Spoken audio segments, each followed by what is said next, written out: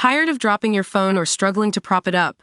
Meet the PopSockets phone grip with expanding kickstand in black, your new must-have accessory.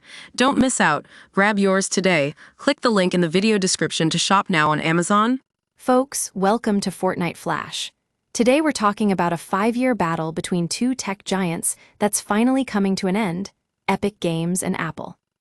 You might recall back in 2020 when Fortnite started prompting users to bypass Apple's iOS payment system and pay Epic directly. This move allowed Epic to get around Apple's 30% fee, a flat tax it charged all developers for selling on the App Store. But Apple didn't like that one bit, folks, and promptly took Fortnite off its platform. Epic responded by filing suit against Apple on antitrust grounds, launching a Free Fortnite campaign that posed a serious question. Does Apple have the right to restrict developers' access to the billions of devices that exclusively use the iOS App Store? Well, it was a long and winding road, folks. The case went all the way to the Supreme Court, but unfortunately for Epic, it declined to hear their appeal. So, what did Apple do next?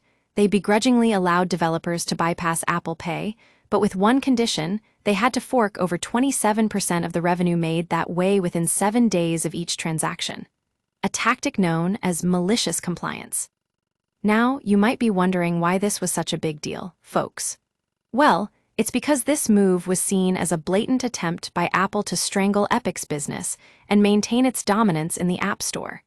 And it didn't help that Apple executives were caught withholding documents, delaying proceedings, and even lying under oath.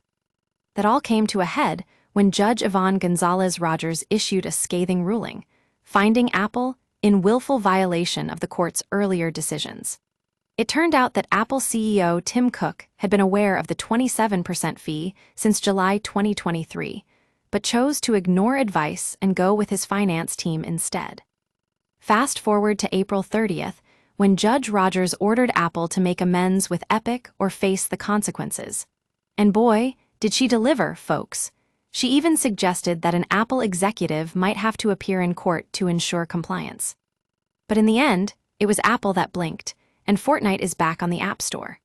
According to estimates, this whole ordeal cost Apple a whopping $1 billion in lost revenue and legal fees. It's a major win for software developers, publishers, and phone gamers everywhere, folks like you and me who just want to play our favorite games without being strangled by big tech giants. That's it for today, folks. Thanks for joining us on Fortnite Flash. Don't forget to hit that subscribe button and the little bell icon to stay up to date with all the latest gaming news and updates. See you in the next video.